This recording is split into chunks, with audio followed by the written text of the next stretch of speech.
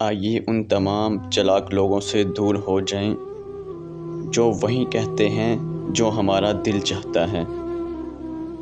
تمہارا بدترین دشمن تمہارے اندر چھپا ہوا ہے، اور وہ دشمن تمہارا نفس یا جھوٹی انا ہے۔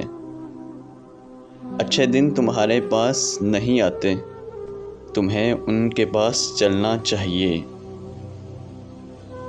اپنے دل میں مٹھاس تلاش کرو، پھر تمہیں ہر دل میں مٹھاس مل جائے گی۔ خدا نہ ہی تمہاری صورت دیکھتا ہے اور نہ ہی تمہارے اعمال، بلکہ وہ تمہارا دل دیکھتا ہے۔ جب بیمار کی قضا آتی ہے تو طبیب بے وقوف ہو جاتا ہے۔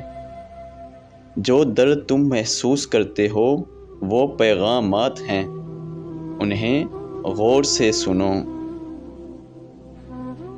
اگر تو بیکار پتھر ہے تو کسی صاحب علم کے پاس بیٹھ، گوہر بن جائے گا۔